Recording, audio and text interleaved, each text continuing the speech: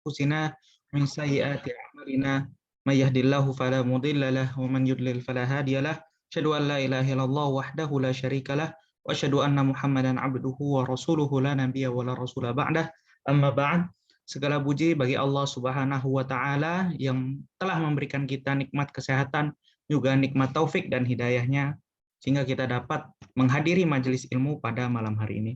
Salat serta salam tak lupa juga kita ucapkan sebagai bentuk kecintaan kita, terlebih lagi di bulan yang spesial ini, bulan Rabiul Awal, kepada baginda kita Nabi Muhammad SAW, yang dengan ajarannya lah kita umat manusia berpindah dari keadaan jahiliyah menjadi manusia yang beradab. Saya Muhammad Bilal Abidar sebagai pembawa acara pada malam hari ini mengucapkan selamat datang dan selamat bergabung pada sahabat At-Tanwir dan juga hadirin sekalian dalam kajian kita pada malam hari ini yang berjudul Al-Ghazali dan Kosmologi Kontemporer. Semoga apa yang nanti akan disampaikan pemateri pada malam ini menjadi ilmu yang bermanfaat bagi kita semua. Amin ya Rabbal Alamin. Sebelumnya kita perkenalkan dulu pemateri kita pada malam hari ini, yaitu Ustadz Khairul Ahmad. Beliau adalah calon sarjana akidah dan filsafat Islam di UNIDA. Kemudian beliau sempat aktif di Junior Researcher CIOS atau Center of Islamic and Occidental Studies di UNIDA juga. Kemudian beliau anggota School of Islamic Thought atau SKIL Malaysia dan anggota International Society for the Study of Occasionalism. Tema kita pada malam hari ini juga mengambil dari judul skripsi beliau, yaitu The Relevance of Al-Ghazali's Theory of Causality in Contemporary Cosmology, atau relevansi teori Al-Ghazali tentang kausalitas dalam kosmologi kontemporer. Ya, sebelumnya saya beri pengantar dulu. Kosmologi merupakan suatu ilmu atau studi tentang keteraturan alam semesta beserta struktur dan hukum-hukumnya. Paul Brockelman berpendapat bahwa kosmologi berfokus pada persoalan bagaimana alam semesta berkembang dan berubah di masa mendatang. Setelah Albert Einstein memproklamirkan teori umum relativitas, kosmologi menjadi sebuah kosmologi yang baru di tangan para saintis. Kosmologi yang tidak hanya membahas gerak dan perubahan entitas langit, namun lebih jauh lagi dengan rumus fisika, telah menjadikan kosmos sebagai objek kajian yang dapat diteliti, diukur, dan diprediksi. Lebih jauh lagi, kosmologi baru tersebut telah mengambil langkah untuk menyingkap asal-usul daripada alam semesta dan dipercaya sebagai satu-satunya pengetahuan yang benar terkait alam semesta. Metode ilmiah sebagai implementasi dari positivisme yang menegasikan metafisika sebagai salah satu sumber ilmu pengetahuan menjadikan agama tidak lagi memiliki peran untuk mengungkap rahasia alam semesta, sehingga yang terjadi adalah penafsiran oleh para kosmologis seperti Stephen Hawking yang menjurus pada penafian keberadaan Rob atau keberadaan ilah sebagai aktor yang menciptakan sistem kerja di alam semesta. Perbincangan tentang alam semesta dan usaha untuk mengungkap rahasianya sudah dilakukan sejak zaman dahulu kala, baik oleh para filosof seperti para filosof Yunani maupun para teolog. Begitu juga dalam tradisi keilmuan Islam, Al-Imam Al-Ghazali yang dijuluki Hujjatul Islam telah membahas tentang alam semesta ini dan memberikan beberapa kritik tentang pandangan-pandangan soal alam semesta yang dianggap bertentangan dengan akidah Islam. Lantas bagaimana Al-Ghazali memandang kosmologi kontemporer? Ya, tanpa memperpanjang waktu lagi, kepada pemateri Al-Ustadz Khairul Ahmad, waktu dan layar kami persilahkan. Terima kasih.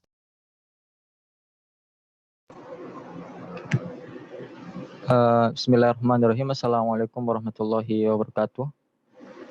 Apakah suara saya sudah jelas, Ustadz Bilal? Ya, alhamdulillah terdengar, Ustadz. Baiklah.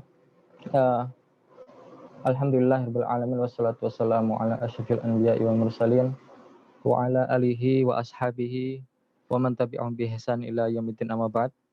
Pertama-tama saya bersyukur kepada teman-teman sekalian, terima kasih terutama yang telah menyempatkan waktunya malam mingguan kita tapi menyempatkan diri untuk menambah pundi-pundi ilmu kita gitu. Jadi semoga apa yang kita usahakan malam ini menjadi bermanfaat bagi kita semuanya.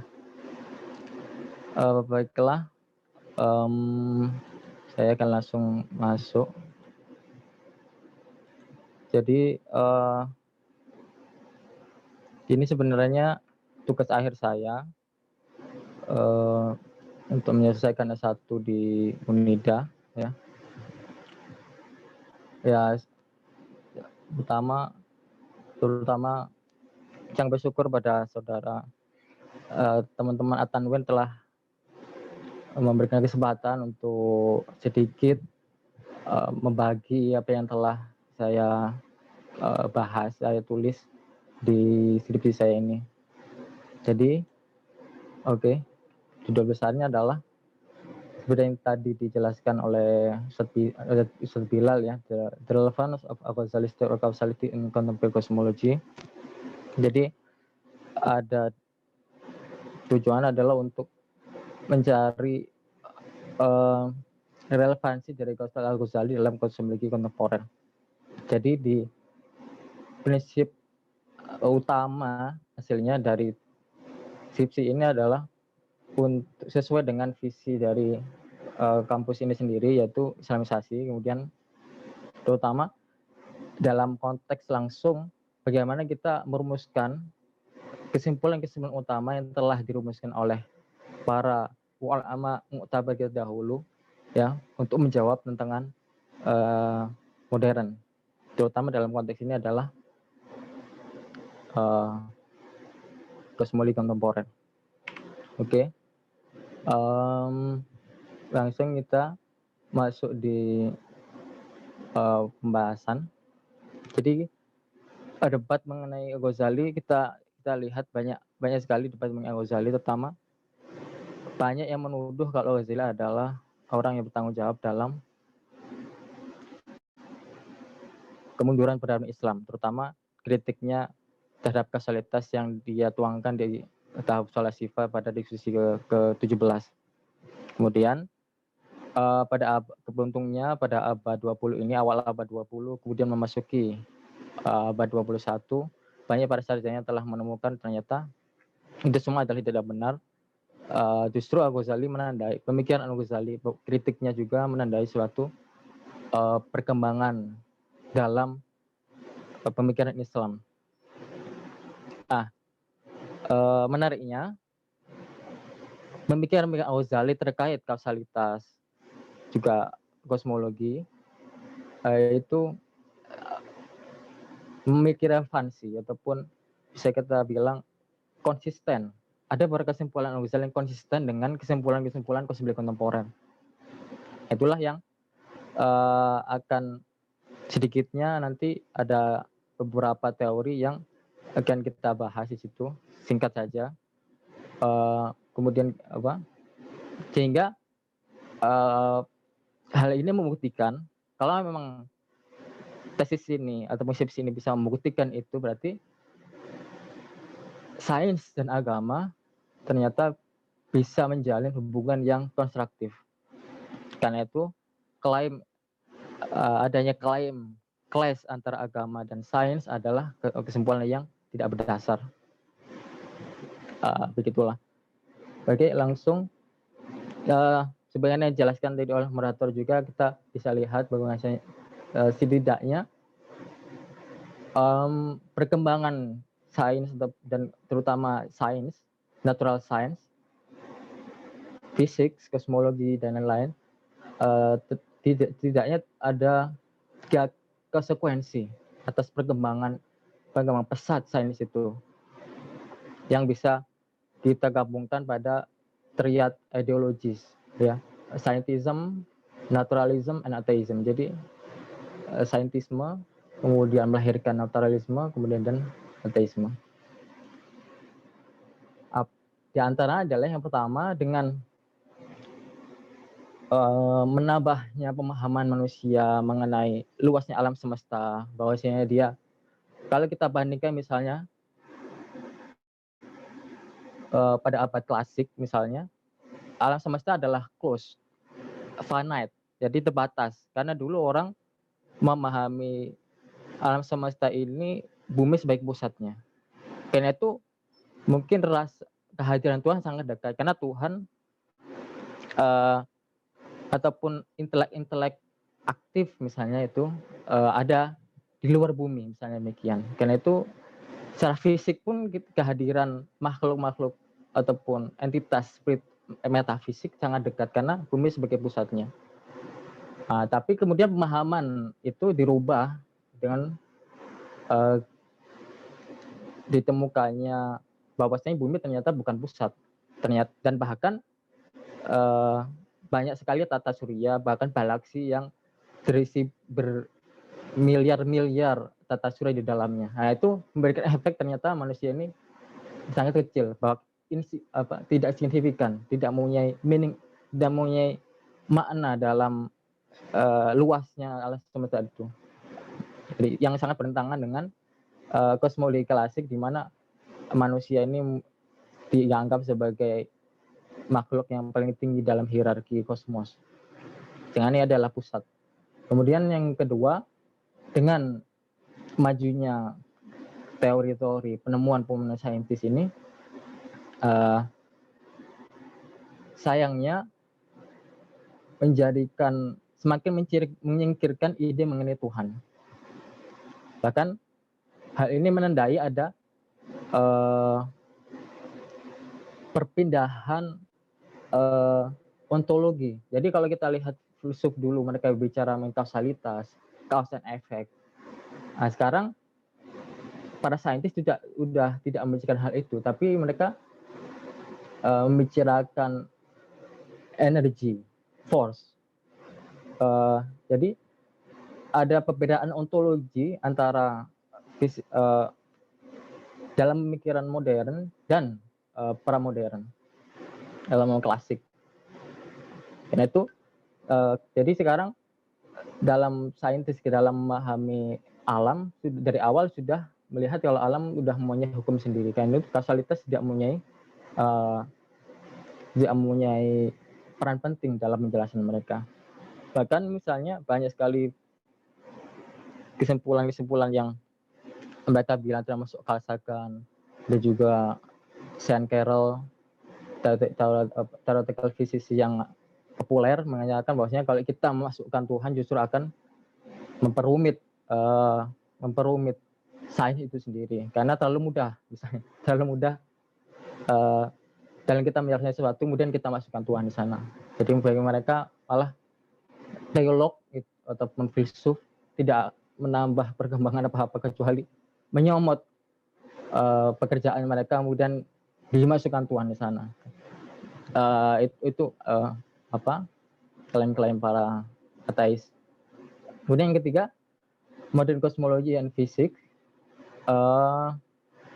terutama dengan kemajuan mereka, dengan kemajuan pengetahuan sains modern tadi, fisik, kosmologi terutama,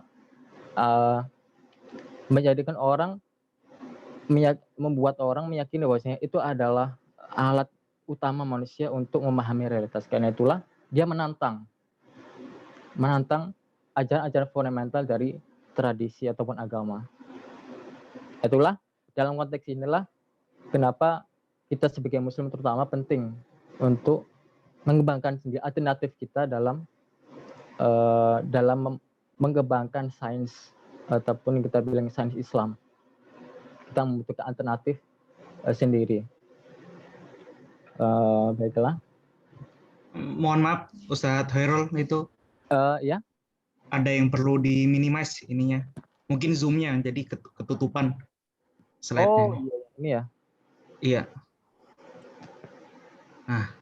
Oh iya, syukran. Baik. Dalam mendekati isu ini, jadi terutama bagaimana kita mendekati kosmologi kontemporer, bagaimana kita mencari relevansi Kausal Al-Ghazali dalam kosmologi kontemporer. Di sini saya menjadikan landasan teoritisnya adalah pendekatan metafisika al-atas. Jadi dalam beberapa karya al-atas termasuk positif aspek tasawuf, Brogomena, di sana al-atas berusaha menggabungkan antara berbagai macam tradisi pemikiran dalam Islam, terutama kalam, falsafah, dan sufi. Di sana al-atas menandai bahwasanya ternyata dalam secara singkat pemahaman mutakalim dan falasifah terhadap realitas adalah esensialis, yang berbeda dengan pendekatan yang ditempuh para sufi, yaitu eksistensialis. Apa maksudnya esensialis? Esensialis maksudnya adalah ordinary level of experience, maksudnya pengalaman normal. Jadi ketika orang memahami sesuatu dalam pengalaman common sense, reason, maka yang muncul adalah sesuatu mempunyai esensinya masing-masing. Essence precedes existence. Jadi sesuatu, pohon, gunung, sungai, manusia, dan lain-lain mempunyai esensinya masing-masing yang saling dibedakan dengan yang lain. Dan tentunya saja ini sangat nanti berbeda dengan pemahaman para sufi eksistensialis yang melihat bahwasanya melihat realitas secara hierarkis. Bahwasanya ternyata ada di samping konsep of existence, ada juga reality of existence yang mendasari berbagai realitas makhluk. Karena itulah nanti misalnya dalam metafisika sufi, Tuhan dan makhluk sama-sama diidentifikasi dengan wujud. Jadi kalau Tuhan adalah wajibul wujud misalnya. Kemudian kalau makhluk adalah mungkinul wujud. Tapi keduanya sama-sama share, sama-sama men-share wujud. Yang berbeda adalah kalau Tuhan dia lebih utama, kalau mungkin kalau makhluk adalah sekunder. Tapi ini tentunya pemahaman ini berbeda dengan yang ditempuh para mutakalim, misalnya yang benar-benar membedakan antara makhluk dengan Tuhan. Nah, jadi pemahaman inilah nanti yang melandasi kita bagaimana kita mendekati sains modern. Nanti kita bisa menemukan terutama dua pemahaman berbeda, pendekatan berbeda dalam memahami sains modern. Jadi secara esensialis otomatis karena kita melihat alam ini adalah mempunyai status ontologi, ya, yang berbeda dengan Tuhan. Karena itulah kita harus mencari celah, ya, mencari celah. Jadi secara esensialis ini, from essentialist point of view, in explaining different causality, it is necessary to look for a gap in various contemporary physical or cosmological theories to juxtapose different causality with natural law. Jadi bagaimana Tuhan itu berkaitan dengan alam, ya kan? Jadi kita mengasumsikan dari awal ada hukum alam. Terus status hukum alam ini apa dengan Tuhan? Berarti kalau secara esensialis tentu saja dibedakan. Realitas Tuhan dengan alam sangat dibedakan. Itulah kita harus mencari celah.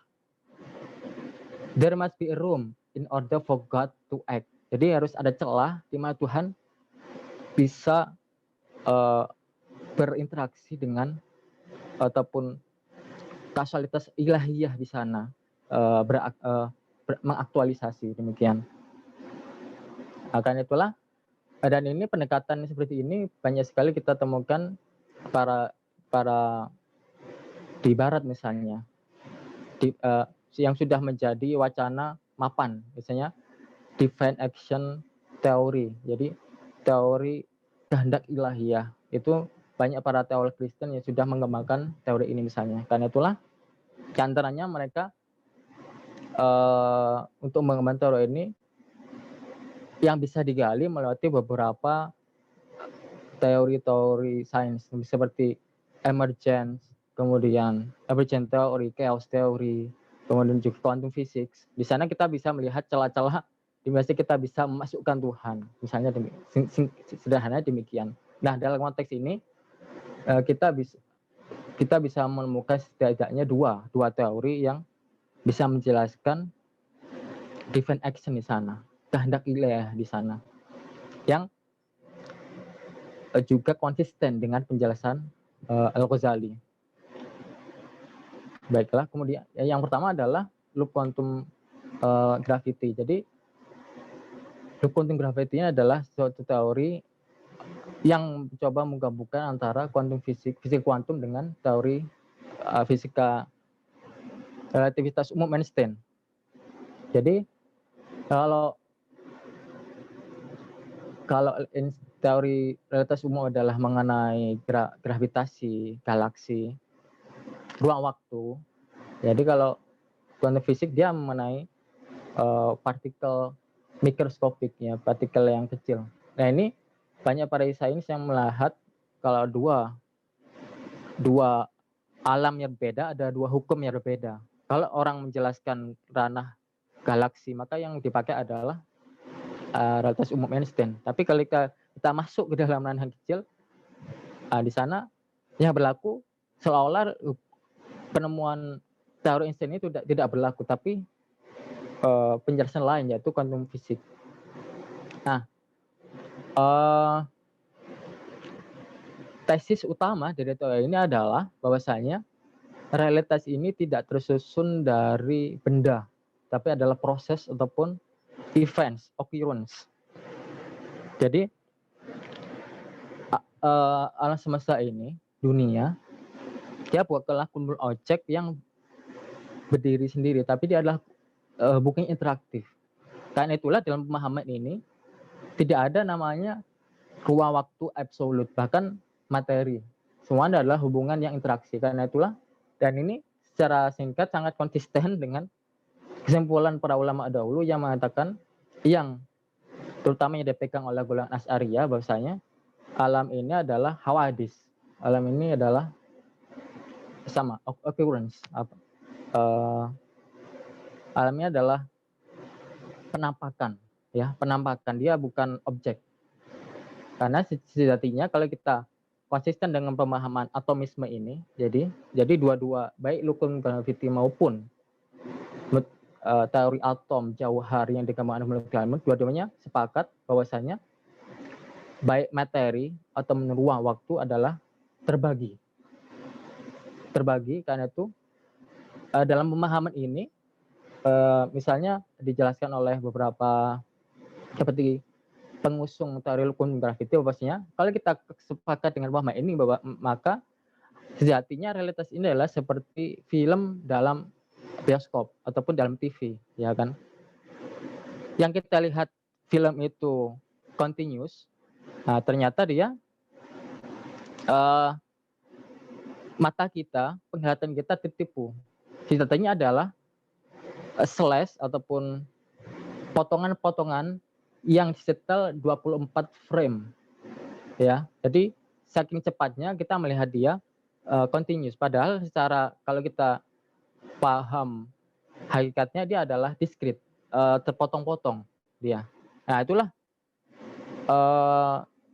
kalau kesimpulan dari teori ini. Jadi tidak hanya materi yang bisa dibagi sampai habis pada hakikatnya, seperti misalnya kalau dalam fisika kuantum, di mana partikel mempunyai dua sifat, ya, dia bisa quantum object mempunyai dua sifat, dia bisa menjadi partikel atau menjadi gelombang. Jadi gelombang elektromagnetik dalam satu sisi adalah gelombang, tapi ketika dia interaksi maka akan menjadi foton, misalnya gitu. Nah, demikian juga ruang waktu. Ternyata ruang waktu ini yang gravitasi itu sendiri dalam teori quantum ini juga ternyata disusun oleh potong-potongan yang disebut dengan misalnya graviton. Jadi tidak ada yang continuous, semuanya adalah discrete. Ya, ini yang konsisten dengan pemahaman atomisme para mutakalimun. Nah, dalam teori ini, in Einstein this theory, jadi Tuhan is explained as jadi entitas yang bertanggung jawab dalam membawa alam dari ketiadaan menuju keadaan. Jadi apa? From nothing to exist. Jadi karena alam ini discrete, baik ruang waktu itu sendiri, materi, dalam satu momen dia mesti seperti dentuman jam. Dari ketika detik pertama dia ada, detik kedua dia hilang. Itulah konsekuensi dari teori ini. Kalau kita secara sederhananya demikian.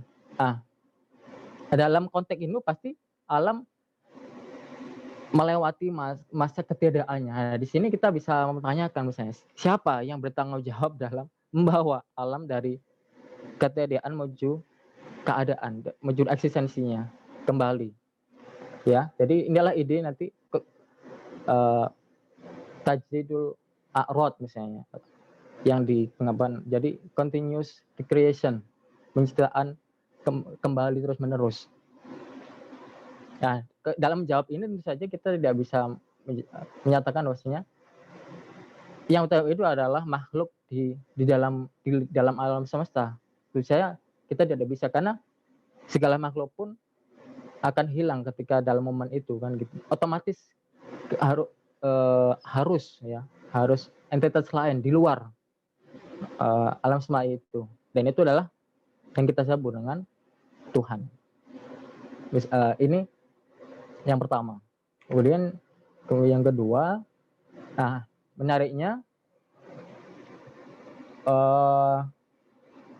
Al-Ghazali di sini dalam konteks ini ada beberapa kesimpulan Al-Ghazali yang juga konsisten dengan kesimpulan sisi modern, yaitu adalah mengenai ukuran alam semesta.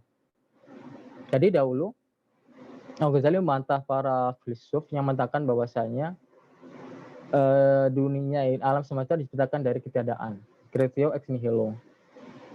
Nah, karena bagi filsuf tidak konsisten ini, karena kalau dunia diciptakan dari ketiadaan, kita sudah mengasumsikan adanya waktu, ya, adanya waktu sebelum diciptakan, padahal waktu di sini adalah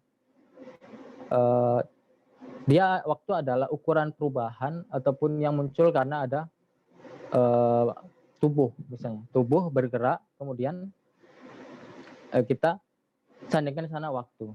Jadi kalau ukuran space, ruang itu adalah tubuh, tapi kalau ruang adalah gerak. Nah, ini kita tidak bisa melepaskan keduanya. Nah, di sini para filsuf bersikeras bahwasanya alam semesta adalah kekal. Karena itu ide penciptaan dan ketiadaan adalah ditolak. Nah, dalam menjawab inilah Al-Ghazali mengatakan bahwasanya baik ruang waktu sebenarnya adalah entitas yang relatif. Dan itu keduanya sesuatu yang relatif dan juga relasional. Dia tidak ada ruang tidak ada sebelum tubuh, dan juga waktu demikian tidak ada sebelum adanya gerak. Jadi demikian. Nah, Al-Ghazali pun menarik hal ini lebih jauh. Dia membuat sebuah spekulasi bahwasanya mungkinkah semesta ini diciptakan lebih besar atau lebih kecil daripada yang telah ada. Nah, di sini filsuf otomatis dihadapkan dengan sebuah problem, ya. Kalau dia mengafirmasi, ya, jadi alam ini bisa diperbesar atau lebih kecil, berarti akan ada ruang di sana, ya. Kalau misalnya ukurannya 2, kita bilang untuk menjadikan dunia ini sebola, kemudian diperkecil menjadi bola bekel, otomatis akan ada ruang yang kosong di sana. Nah, ini bertentangan dengan doktrin para filsuf yang mengatakan bahwasanya dunia ini tidak ada namanya void, hola, karena mereka menolak atomisme. Jadi materi adalah continuous, bisa dibagi sampai habis. Itu yang ide para filsuf. Jadi di sini Al-Ghazali menyatakan bahwa berarti kalau dunia ini bisa dikecilkan, diperbesar, berarti harus ada ruang, misalnya demikian kan, yang mengisi. Baik ketika dalam diperkecil itu ruangnya semakin longgar, kemudian besar dia ruangnya semakin membesar. Nah, dari sinilah yang konsisten dengan penjelasan teori Big Bang dalam kosmologi relativistik. Ya, kalau dalam teori Big Bang, semua sains sepakat bahwasanya alam ini adalah mengembang. Bagaimana alam itu mengembang? Apakah yang mengembang itu adalah tubuhnya, maksudnya adalah materi di dalamnya? Nah, di sini bukan, maksudnya bukan berarti bumi semakin membesar, kemudian alam semakin membesar, tapi yang mengembang adalah space. Jadi untuk menggampang sederhana aja lah, seperti meses ataupun seperti bercak-bercak dalam balon. Jadi ketika kita meniup balon ya yang dari kecil kemudian membesar, maka bercak-bercak itu akan semakin membesar juga. Seperti juga meses ataupun dalam roti yang dikukus ya. Ketika kukusan itu semakin besar ya, otomatis meses itu akan semakin membesar juga. Jadi maksudnya tidak ada yang di luar bumi, tidak ada sesuatu di luar 4 dimensi ruang waktu ini. Jadi yang besar adalah ruangnya, bukan materinya. Jadi singkatnya pemahaman ini tidak ada sesuatu di luar bumi, karena namanya dimensi ruang waktu ya yang ada di dalam, tidak ada yang sesuatu yang di luar. Kalau di luar itu udah bukan dimensi ruang waktu lagi, dia udah dimensi lebih misalnya gitu, hyper dimensi misalnya, hyper dimension. Yang jelas ini yang kesimpulan Ghazali bahwasanya dia pertama menyatakan bahwasanya ternyata ruang dan waktu relatif, dan juga Al-Ghazali tidak menolak meskipun tidak menyatakan secara eksplisit bahwasanya kemungkinan bahwasanya alam semesta mengembang, meskipun dalam arti bukan sesuatu yang di luar yang kosong, tapi dalam arti ruangnya yang mengembang. Demikian. Kemudian yang ketiga secara singkat adalah dalam kuantum fisik, sebagaimana yang telah masyhur bahwasanya dalam dunia mikro kuantum, dalam dunia kuantum yang ada adalah probabilistik, karena objek kuantum tidak mempunyai hakikat yang pasti. Dia bisa ketika kita mendekati dia maka dia menjadi partikel, tapi ketika kita tidak mengamati dia menjadi gelombang. Nah, dalam inilah ada yang menarik bahwasanya kalau dalam struktur terkecil itu dia probabilistik, bagaimana dia bisa mengaruh, bagaimana dia bisa menjadi landasan untuk pada skala yang lebih tinggi setelah DNA, skala biologi yang kita lihat deterministik.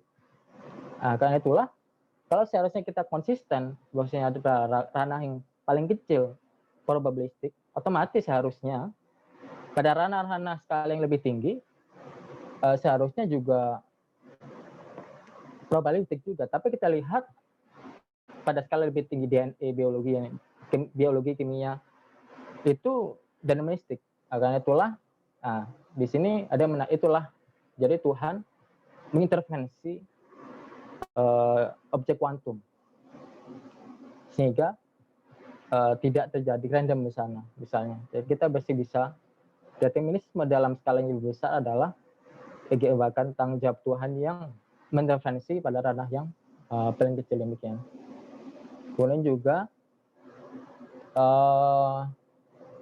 di sini Al-Ghazali juga dengan jelas menyatakan bahwasanya manusia menganggap hubungan kausalitas itu adalah karena fallacy of observation, karena kesalahan indera mereka. Yang kita lihat ceritanya adalah cuma conjunction, cuma hubungan, bukan kausalitas. Ketika kita menyalakan api, kita kedekatan dengan sesuatu yang kering kemudian membakar, nah kita lihat adalah hubungan api dan kayu kemudian terjadi kebakaran. Tapi kita tidak melihat hubungan sebab akibat di sana. Dan itu terbukti misalnya didukung misalnya oleh kuantum fisik ini yang menyatakan bahwa dalam dunia mikro yang ada adalah probabilistik. Jadi sejatinya indera kita melihat berbagai sesuatu yang kita lihat solid, ternyata dia tidak sesolid yang ada. Dalam skala terkecil dia adalah probabilistik. Demikian. Kemudian ini yang tadi. Jadi Tuhan dijelaskan bahwasanya yang bertanggung jawab dalam menjaga hubungan sebab dan akibat dalam dunia yang probabilistik tadi. Ini yang terakhir, kita masuk kepada penjelasan esensialis, ya. Secara singkat, untuk sebelum kita mulai diskusi kita juga, dalam pemahaman ini otomatis kita mendekati pemikiran Al-Ghazali, kemudian untuk kita cari relevansi dengan kosmologi kontemporer dalam konteks sufi. Itu ternyata Al-Ghazali, uniknya Al-Ghazali, dia tidak hanya seorang mutakalim ataupun filsuf, tapi Al-Ghazali dalam beberapa konteks juga dia sufi yang konsisten dengan pemahaman eksistensialis khas sufi. Ya. Jadi kalau dalam pemahaman ini, dalam memahami kausalitas, hubungan antara Tuhan dengan alam, otomatis akan lebih mudah. Karena kesimpulan utama dari esensialis adalah menganggap hukum alam ini dia sebagai preskriptif. Jadi dia bukan sekedar deskriptif. Jadi preskriptif berarti dia adalah hukum alam ini sudah independen, yang sangat berbeda dengan Tuhan. Makanya dalam pemahaman esensialis yang muncul adalah hukum alam. Tapi ke dalam pemahaman sufi yang esensialis tidak ada hukum alam. Alam adalah Tuhan, misalnya demikian. Ya, dalam konteks ini hukum alam dilihat sekedar deskriptif, ya. Hukum alam deskriptif, bukan preskriptif. Hukum alam sekedar bagian dari Tuhan dia.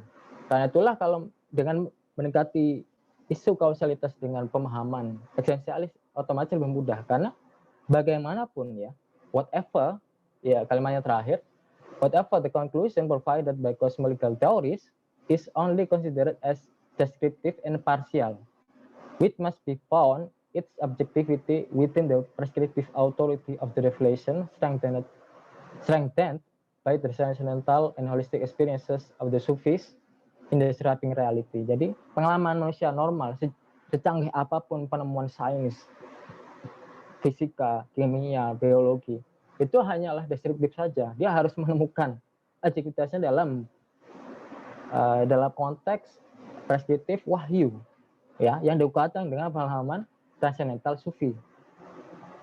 Karena itu pengalaman mereka itulah yang objektif. Kalau kita dalam bahasa atas. Jadi demikian berarti hukum alam adalah Tuhan. Dalam arti tertentu meski tidak menyamaratakan antara Tuhan dengan alam. Jadi dalam konteks sufi, hubungan bukan berarti kita menyatakan Tuhan adalah alam, tapi adalah dalam satu sisi alam adalah sebagai hanya tajalli, manifestasi dari Tuhan yang tidak mempunyai hakikat independen. Karena itu untuk menjelaskan ini kita harus tarik kepada Tuhan, karena tanpa Tuhan alam tidak ada. Bahkan dia hanyalah sekedar bayang-bayang. Dalam analogi cermin, ketika orang berhadapan dengan cermin, makanya lebih real adalah bukan yang di dalam cermin, tapi yang ada di depan kaca, demikian. Itulah mungkin yang bisa saya share pada malam ini. Kurang lebihnya saya bermohon maaf. Mungkin saya jelaskan kembali kepada moderator. Terima kasih banyak Ustadz Khairul Ahmad ya, jelasan yang sangat menarik tentang pemikiran Al-Ghazali soal kosmologi kontemporer ini. Tadi saya mencatat beberapa hal ya, bahwa pemikiran Al-Ghazali tentang kosmologi itu bisa dilihat dari dua sisi. Dari sisi bahwa beliau adalah seorang mutakalim, juga beliau seorang sufi ya. Dalam sisi mutakalim atau tadi disebut lebih cocok dengan pandangan esensialis ya, bahwa di situ tentang penjelasan itu kita harus mencari sebuah celah, ibaratnya sebuah celah untuk memasukkan peran Tuhan di situ ya. Dan ditemukan ada dua teori baru dalam sains yang sebenarnya cocok dan konsisten dengan pandangan Al-Ghazali atau pandangan mutakalimin pada umumnya, seperti loop quantum gravity ya satu tadi, dan juga fisika kuantum. Ya, kemudian dari sisi sufi ya, atau dari sisi eksistensialisnya ya, bahwa bagaimanapun kesimpulan daripada kosmologi kontemporer ini itu hanya sebuah deskriptif saja. Ya, selanjutnya adalah sesi diskusi atau sesi tanya jawab. Bagi yang ingin mengajukan pertanyaan bisa langsung menghidupkan mic-nya atau menuliskan di kolom komentar. Terima kasih.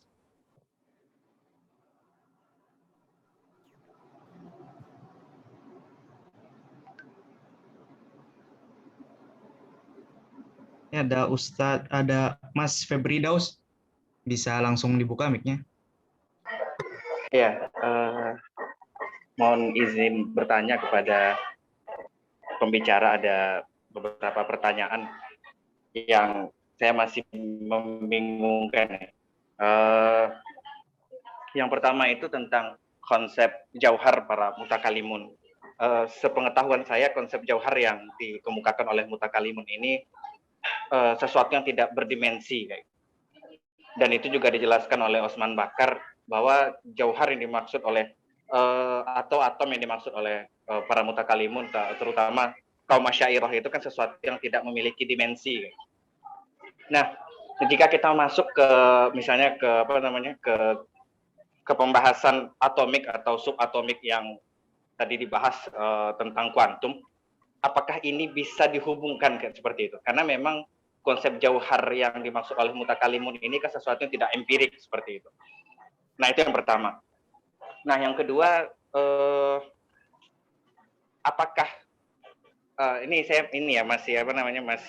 masih kurang yakin kayak gitu. Apakah jika ada kesamaan dalam loop quantum gravity dengan penjelasan yang dimaksud oleh Al-Ghazali, apakah itu bisa dikatakan bahwa apa yang dimaksud oleh Imam Al-Ghazali ini sama dengan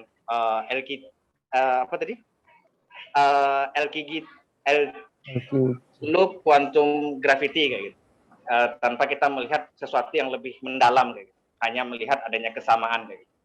Karena ya kalau misalkan hanya sekedar sama, misalkan kucing dan tikus itu misalnya sama-sama punya telinga kayak gitu. Tapi kan kucing dan tikus itu tidak sama. Apakah hanya mencari kesamaan ini lalu kita bisa mengatakan bahwa konsep Al-Ghazali ini bisa ditarik ke sini gitu. Nah, pertanyaan yang ketiga, kita tahu perkembangan sains yang sangat dinamis seperti itu. Lalu kita hubungkan dengan konsep mutakalimun yang mungkin sangat metafisis ya. Dan coba kita tarik ke ranah-ranah yang sifatnya empirik. Apakah ini bisa dipertanggungjawabkan seperti itu? Karena memang sesuatu yang metafisik ini kan belum tentu bisa terindra seperti itu. Nah, kita coba tarik ke yang sifatnya saintis. Kalau kita sains ya, kalau kita berbicara sains kan tentu sesuatu yang sifatnya empirik seperti itu. Itu dulu. Yang selanjutnya ada satu lagi pertanyaan. Saya ingin bertanya, apakah ada perbedaan antara kosmologi dalam ranah filsafat dan kosmologi dalam bidang sains seperti itu? Itu saja pertanyaan saya. Dikembali. Terima kasih Mas Febri. Mungkin Ustadz Khairul bisa langsung menjawab. Cukup berat tanya dari Ustadz Febri. Alhamdulillah. Jadi Ustadz Febri ini senior saya lah. Jadi beliau tanya sangat ya insya Allah kita, mungkin saya hanya menyatakan sejauh yang apa saya ketahui gitu. Tentu saja masih banyak yang bisa ditambahkan oleh beliau. Jadi yang pertama, jadi memang kalau konsep jauhar para ulama mutakalimun tentu saja banyak yang berbeda, itu tentu pastinya. Karena itulah dalam konteks ini saya hanya mengambil kesimpulan yang yang konsisten. Ya. Jadi terutama yang bagi saya menarik adalah bagaimana itu saja, ini bukan saya menemukan, tapi udah banyak yang mengajukan tesis ini, misalnya Dr. Soeh Ahmad Malik, kemudian juga Dr. Mahabul dan dalam makalah-makalahnya, ataupun juga Dr. Basal Al-Toi juga yang mendukung bahwasanya ide continuous regression inilah. Jadi yang kita ambil dalam konteks Marxisme ini adalah ide continuous regression. Dalam konteks itu baik quantum gravity ataupun atomisme untuk kalimun jawahar konsisten di sana, meskipun dengan berbagai argumen-argumen yang berbeda, ya. Jadi dalam mereka sama dalam konteks continuous regression. Nah, inilah juga yang menjawab pertanyaan selanjutnya, menurut saja sangat berbeda. Karena itulah bagi saya sendiri, saya lebih condong pada pendekatan esensialis, karena posisi metafisika lebih dahulu daripada epistemologi ataupun aksiologi. Jadi maksudnya adalah dari awal kalau bagaimanapun orang udah menganggap alam ini independen, maka bagaimanapun anehnya ya dia tidak akan menarik ke Tuhan, misalnya demikian. Karena itulah ini Profesor Hussein Nasr juga mengatakan bahwasanya usaha-usaha misalnya hanya apa yang kita lakukan tanpa pendekatan sufi, hasilnya hanyalah sekedar pragmatis saja untuk misalnya tadi pendekatannya esensialis itu hanya memuaskan untuk orang yang skeptik. Jadi dia mungkin berangkat dari agama, kemudian dia skeptik. Tapi bagi orang yang ateis, dia akan ngefek. Karena dari awal dia sudah metafisika yang mendahului klaim-klaim epistemologi ini demikian. Jadi dalam konteks esensialis ini bukan karena sains ya kita mencari Tuhan, tapi karena Tuhan itulah kita yang mendorong kita untuk memahami alam, kan alam adalah manifestasi dari Tuhan. Kemudian singkatnya, kemudian untuk yang terakhir kosmologi dalam filsafat dan sains, nah ini yang menariknya. Jadi terutama muncul sekarang apa yang dinamakan scientific cosmology. Jadi kalau kita lihat misalnya kosmologi dahulu, terutama dalam era-era klasik, ketika membahas alam, kosmos, yang ada adalah metafisika. Jadi kosmologi era klasik metafisika, tapi semakin modern kosmologi dipisahkan dari metafisika, dia fisik, maksudnya demikian. Dan yang menariknya adalah kosmologi sendiri juga menjadi perdebatan, mengenai perdebat apakah sains kosmologi ini bisa kita naikkan levelnya menjadi sains, karena dalam arti tertentu para saintis modern sepakat misalnya sains itu adalah disiplin yang simpulnya bisa diobservasi, bisa ya dibuktikan secara empiris demikian. Padahal sedangkan kesimpulan kosmologi ini banyak yang nggak bisa dibuktikan, dark matter, kemudian higher dimension, string, itu masih belum bisa dibuktikan. Terus status saintifiknya pun masih menjadi menuai perdebatan di kalangan modern.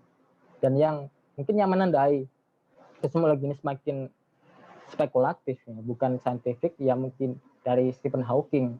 Jadi mulai Hawking lah, di situ terlihat bagaimana kosmologi sudah merambah ranah metafisika. Jadi dalam bukunya History of Time itu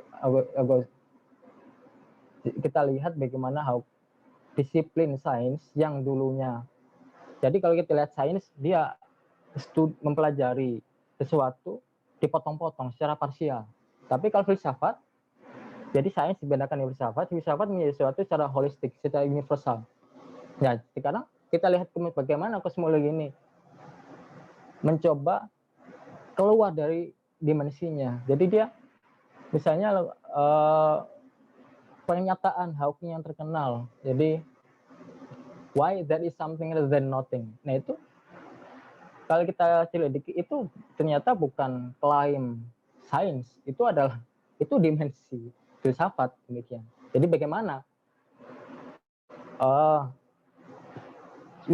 jadi filsafat mempelajari sesuatu secara utuh, universal, dan Hawking menggunakan pendekatan itu untuk mencari kosmologi. Karena itu ya itu yang bisa didapatkan lah status saintifik kosmologi itu sendiri. Ternyata dia juga spekulatif, tidak sesaintifik yang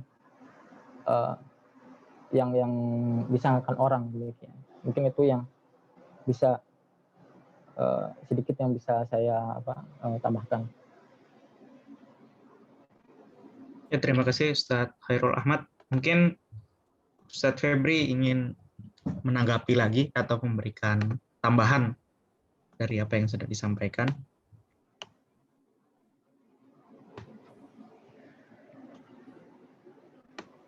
Ya, terima kasih.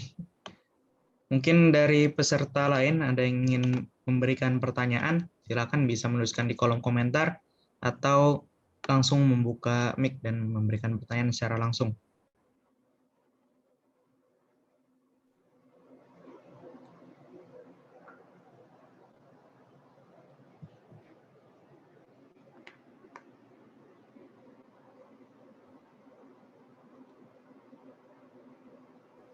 Saya boleh, Mas?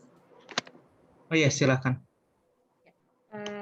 Terima kasih kesempatannya.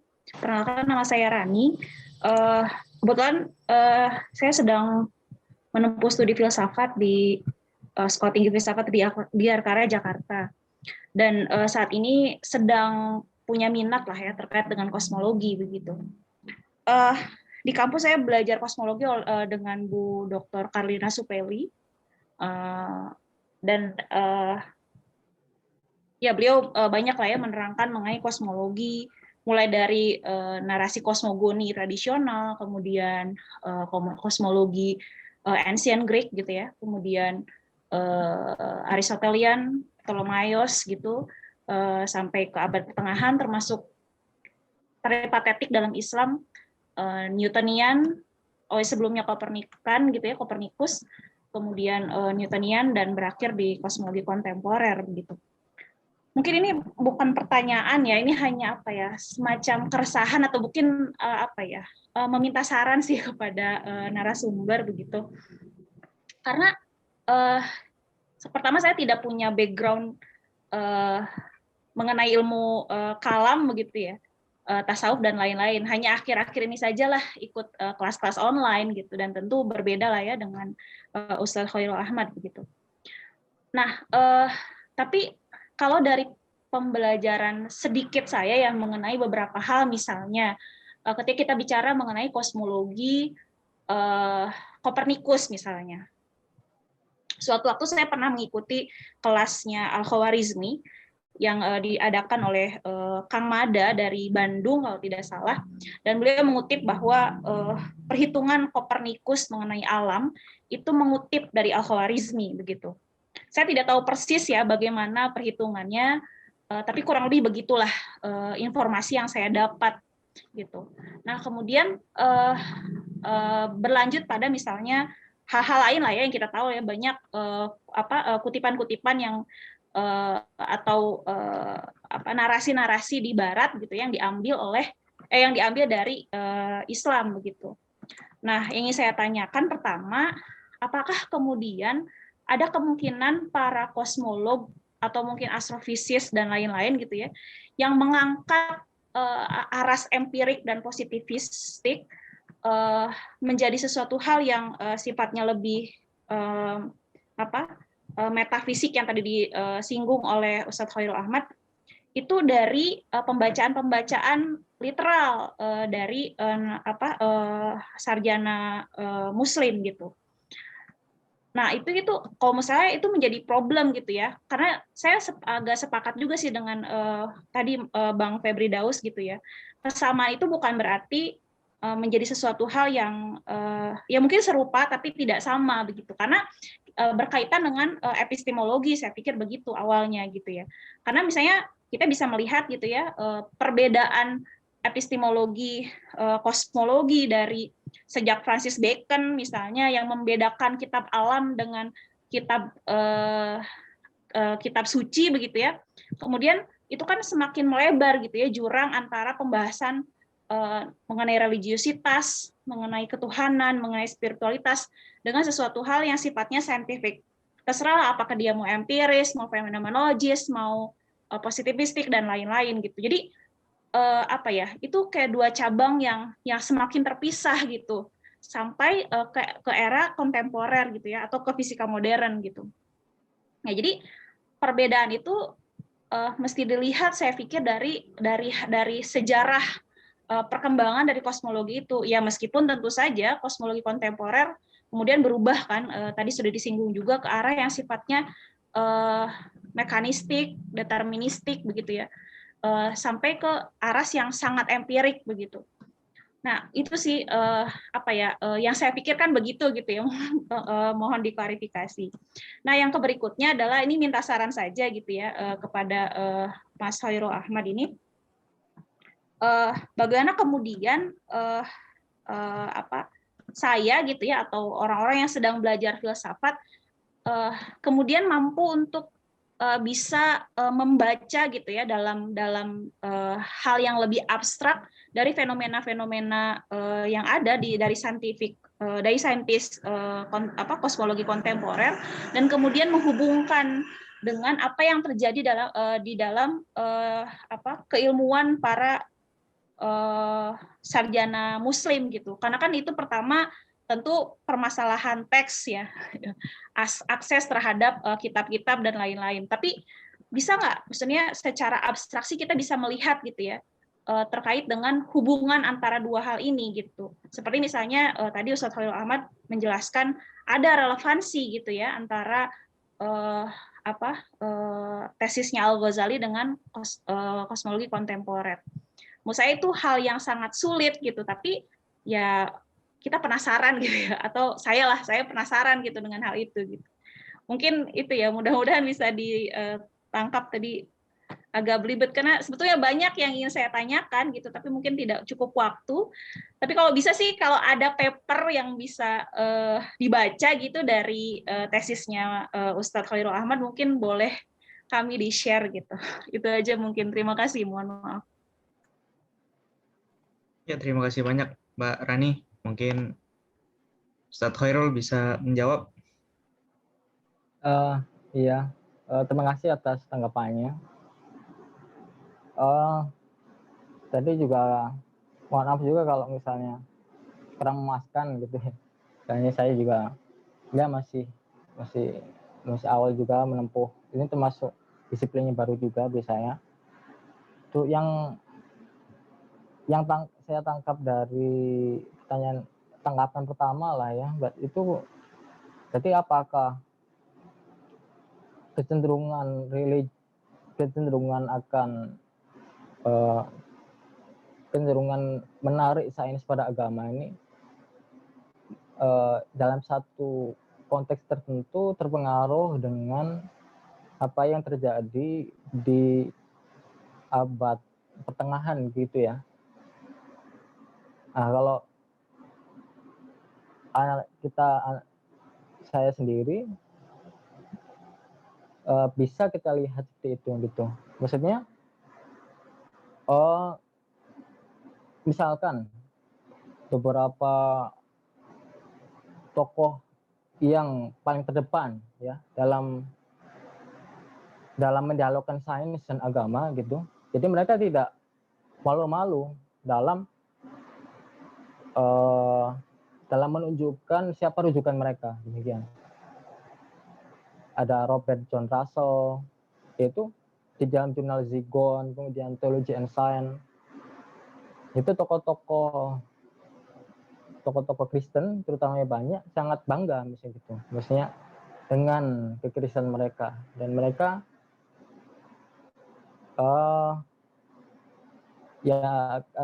saya rasa secara pribadi mereka pun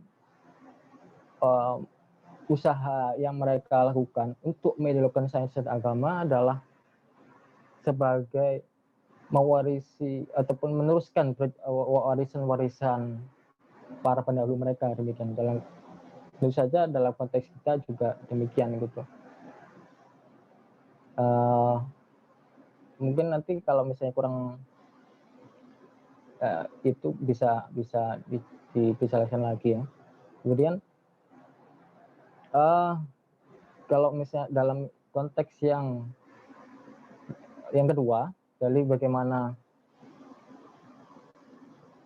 kita menghubungkan antara diskursus modern sama apa yang berkembang pada era klasik ataupun pertengahan juga. Nah itu memang betul kesulitannya adalah teks, tapi alhamdulillahnya juga teks-teks yang ditulis Arab pun sudah banyak diterjemahkan ke bahasa asing, terutama bahasa Inggris. Jadi kalau kita lihat ya sebagian besar tokoh-tokoh utama apa dalam Islam sudah diterjemahkan, bahkan rujukan sekunder sudah mulai banyak. Jadi misalnya pemikiran fisika Fahyun Ar-Razi sudah menjadi literasi di beberapa kampus. Demikian mereka mengenai jiwa, kosmos dan lain-lain sudah mulai. Jadi itu yang bisa ya mempermudah kita untuk ke sana. Tapi yang menariknya adalah misalnya kalau kita lihat sekarang ada setidaknya dua gerakan lah gitu ya, yang jadi bagaimana sih kita meneruskan tradisi kita gitu. Ada yang bilang, jadi ada yang membagi misalnya muncul dua tipologi, foundationalism sama non foundationalism. Jadi kalian foundationalism ini dilihat lebih rigid ya, karena warisan generasi sebelumnya berusaha dijaga gitu,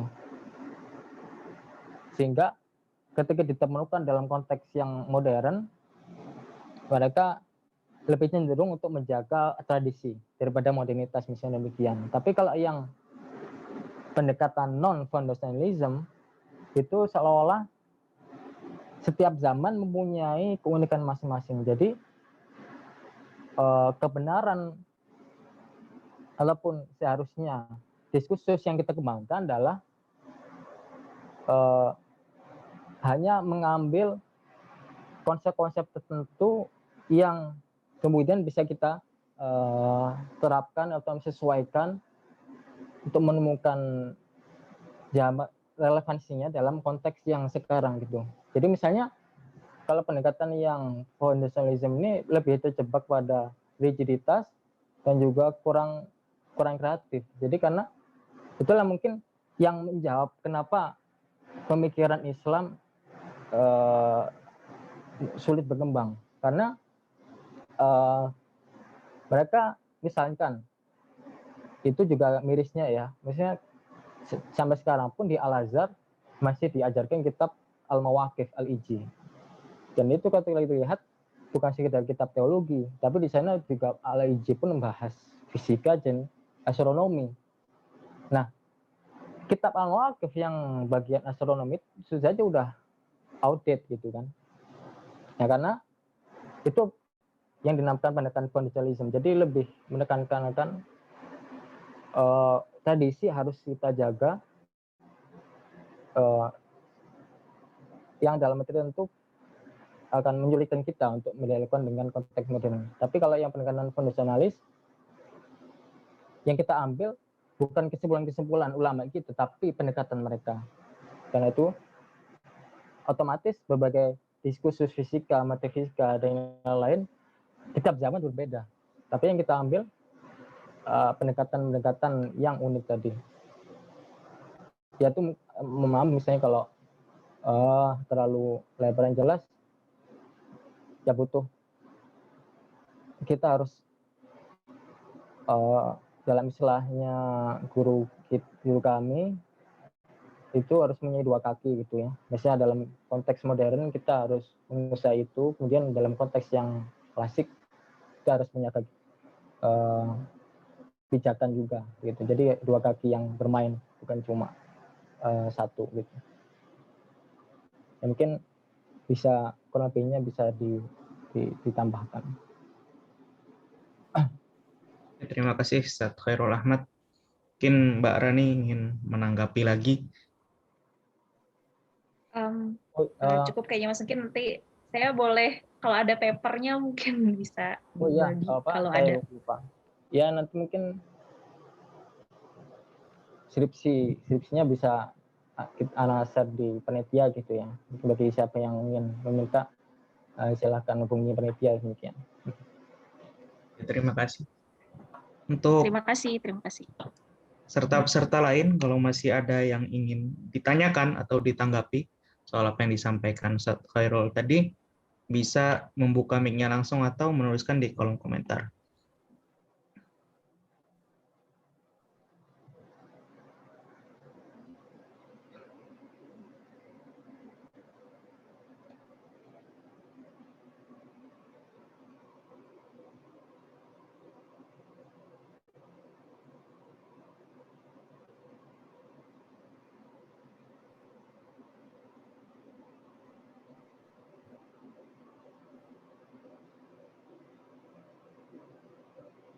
Sepertinya tidak ada lagi ya.